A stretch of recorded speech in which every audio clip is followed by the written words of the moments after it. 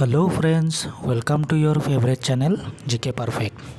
তো আজিৰ ভিডিঅ'টো হ'ল জুডিচিয়েল এছিষ্টেণ্টৰ চেলাৰীৰ ওপৰত। মানে আমি জুডিচিয়েল এছিষ্টেণ্ট যোনটো পোষ্ট ওলাইছে গুৱাহাটী হাইকোৰ্টৰ সেইটোৰ আমি চেলাৰী কেলকুলেশ্যনটো চাম এই ভিডিঅ'টোত।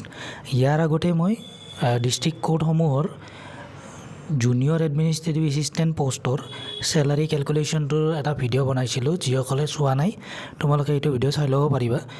দুটাৰে কেলকুলেশ্যনটো ছেমেই হয়, বাছ ইয়াৰে অলপ গ্ৰেড পেটো বেছি আৰু কিছুমান এলাউঞ্চেছ পোৱা যায়। তো ইয়াৰ আমি প্ৰপাৰলি কেলকুলেশ্যনটো কেনেকৈ কৰিব লাগে, কিমানখিনি দৰমহা আমি পাম নেটত আৰু গ্ৰছত, গোটেইখিনি এই ভিডিঅ'টোত তোমালোকে গম পাবা। তো ব'লা আমি ভিডিঅ'টো এতিয়া ষ্টাৰ্ট কৰোঁ।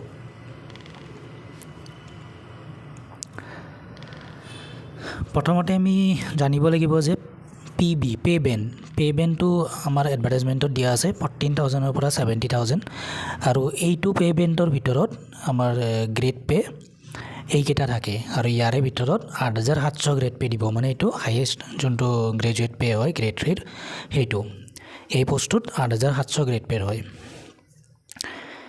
কিছুমান জানিবলগীয়া কথা, যেনেকৈ বেচিক পে'টো কেনেদৰে কেলকুলেট হয়। পে'বেন যোনটো দিয়া থাকে সেইটোৰ প্ৰথমটো প্লাছ গ্ৰেড পে'।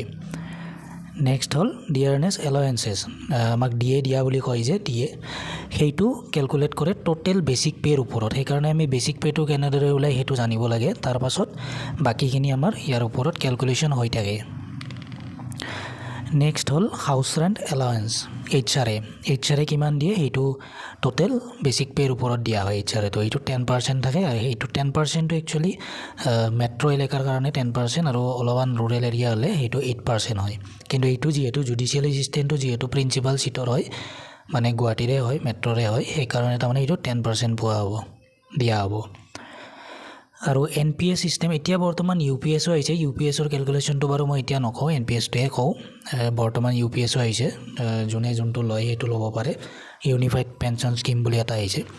তো ধৰিছোঁ যে বৰ্তমান মোৰো NPSতে চলি আছে, সেইবাবে সেইটোৱে ক'লোঁ যে NPSটো 10% কেলকুলেট কৰা হয় বেচিক পে' প্লাছ DAৰ ওপৰত। এইখিনি হ'ল আমি জানিবলগীয়া কথাখিনি। তো এতিয়া আহিল Guwahati high court judicial assistant salary calculation.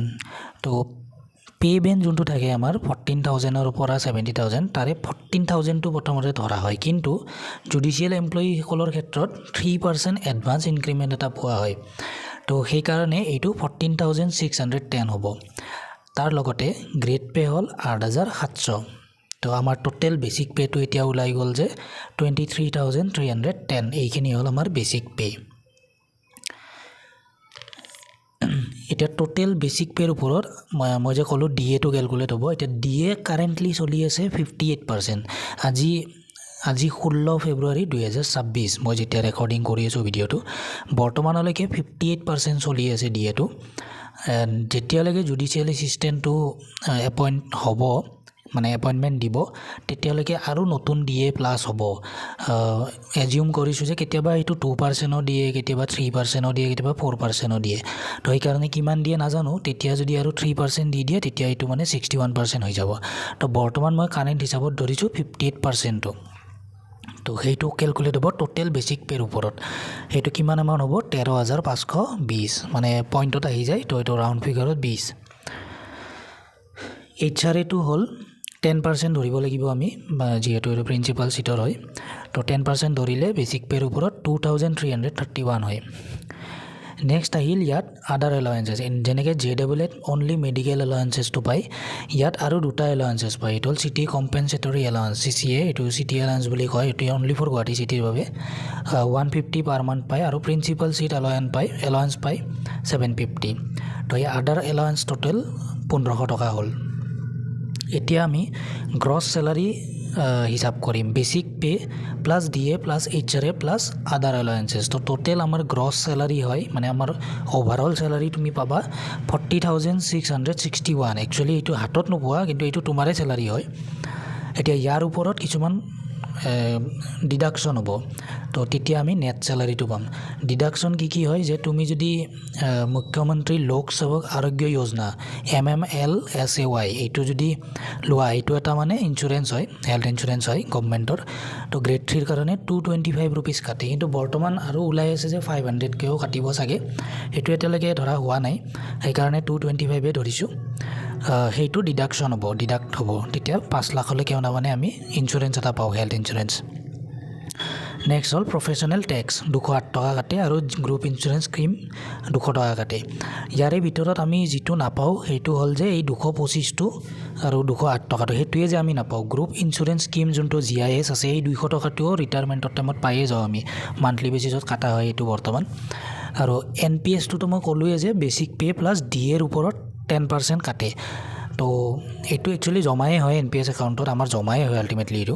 তো 10% সেইটোৰ ওপৰত 3683 হয় লগতে NPS একাউণ্টত আকৌ গভৰ্ণমেণ্টৰ ফালৰ পৰা 14% আৰু দিয়েও তাত মানে সেম বেচিক প্লাছ DAৰ ওপৰত 14% কৰি আৰু গভৰ্ণমেণ্টৰ ফালৰ পৰা কণ্ট্ৰিবিউশ্যন কৰা হয় তো এইবিলাকতো ফাইনেলত পোৱা হয় সেইকাৰণে বৰ্তমান ডিডাকশ্যনত ধৰিব লাগিব তো এই 40,661ৰ পৰা এইখিনি বস্তু যদি আমি ডিডাক্ট কৰোঁ তেতিয়া আমাৰ নেট চেলাৰি কিমান হ'ব 36,345 তো বৰ্তমান যদি আজিৰ ডেটত যদি তুমি জইন কৰা তেতিয়াহ'লে জুডিচিয়েল এছিষ্টেণ্টত 36,345 ৰুপিজ পাবা আৰু যেতিয়ালৈকে ধৰি ল'লোঁ মে' জুন মানত যদি এপইণ্ট দিয়ে তেতিয়াহ'লে আৰু DA 3% লাগি যাব তো অলপ আৰু বাঢ়িব বস্তুটো তো অভাৰঅল এইটো ভিডিঅ'ত মই এইখিনি কেলকুলেশ্যন কৰি দেখালোঁ মানে মই বহুত ভিডিঅ' দেখা নাই বাৰু ইউটিউবত মই 2-3জন মানে ইউটিউবত ভিডিঅ' বনাইছে JAA salary judicial assistant salary কিন্তু একদমেই ৰং মানে কেলকুলেশ্যনটো বহুত ভুলকৈ দেখাইছে তো এনে মানে ভিডিঅ' বনাব লাগে বনাই দিছে আৰু তো সেইকাৰণে